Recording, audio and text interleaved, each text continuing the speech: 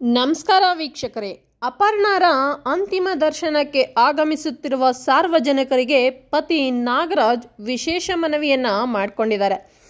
ನಿರೂಪಕಿ ಅಪರ್ಣಾ ಬಾರದ ಲೋಕಕ್ಕೆ ತೆರಳಿದ್ದಾರೆ.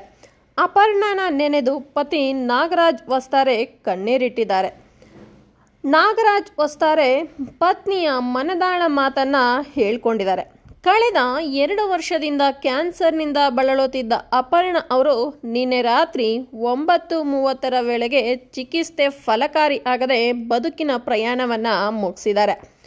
ಅಪರ್ಣಾ ಅವರ ನಿಧನ ಕನ್ನಡಿಗರ ಪಾಲಿಗೆ ಆಘಾತವನ್ನ ನೀಡಿದ್ದು, ಸಿಎಂ ಸಿದ್ದರಾಮಯ್ಯ, ಮಾಜಿ CM Basavaraj Bommai, DCM DK Shivakumar ಅವರು ಅಪರ್ಣಾ ಅವರ ನಿಧನಕ್ಕೆ ಸಂತಾಪವನ್ನ ಸೂಚಿಸಿದ್ದಾರೆ.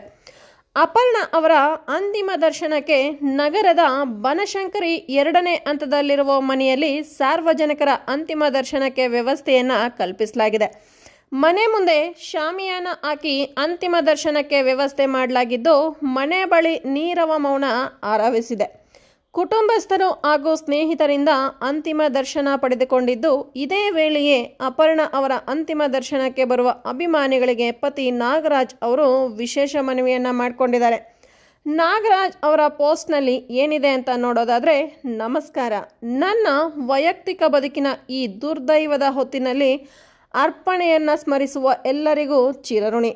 ಅವಳನ್ನು ಕೊನೆಯ ಸಲ ನೋಡಬಯಸುವವರು ಬೆಳಗ್ಗೆ 7ರಿಂದ 12 ಗಂಟೆಯವರೆಗೆ ಬನಶಂಕರಿ 2ನೇ ಹಂತದ ಸುಚಿತ್ರಾ ಫಿಲಂ ಸೊಸೈಟಿಯ ಬಳಿ ಇರುವ ಅವಳಿದ್ದ ಮನೆಗೆ ಬರಬಹುದು.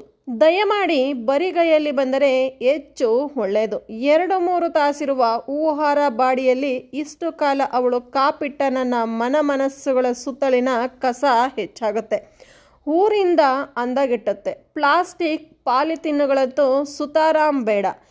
ನಿರೂಪಕಿ ಅಪರ್ಣಾ ಬಾರದ ಲೋಕಕ್ಕೆ ತೆರಳಿದ್ದಾರೆ. ಅಪರ್ಣಾನ ನೆನೆದು ಪತಿ ನಾಗರಾಜ್ ವಸ್ತಾರೆ ಕಣ್ಣೀರಿಟ್ಟಿದ್ದಾರೆ. ಈ ಥರ ಅವರು ಒಂದು ಬರೆದು ಎಲ್ಲರಿಗೂ ಮುನ್ನೆಚ್ಚರಿಕೆಯನ್ನು ಸಹ ಕೊಟ್ಟಿದ್ದಾರೆ. ವೀಕ್ಷಕರೇ, ಅಪರ್ಣಾ ಅವ್ರಿಗೆ ಶ್ವಾಸಕೋಶ ಕ್ಯಾನ್ಸರ್ ಅಂತ ಜುಲೈನಲ್ಲಿ ಗೊತ್ತಾಯಿತು. ವೈದ್ಯರು 6 ತಿಂಗಳು ಬದುಕಬಹುದು ಅಂತಲೂ ಹೇಳಿದರು. ನನಗೆ ಆಗಂತೂ ತುಂಬಾ ನೋವಾಯಿತು, ಅಳು ಬಂತು, ಬೇಜಾರಾಯಿತು. ನನ್ನ ಪತ್ನಿ ನನಗೆ ಸಿಗ್ತಿಲ್ವಲ್ಲ ಅನ್ನೋ ನೋವು ಉಂಟಾಯಿತು. ಕೇಳಿಸ್ಕೊಡ್ರಲ್ಲ. ವಿಡಿಯೋ ಇಷ್ಟ ಆಗಿದ್ದಲ್ಲಿ ಲೈಕ್ ಮಾಡಿ, ಶೇರ್ ಮಾಡಿ, ಕಮೆಂಟ್ ಮಾಡಿ.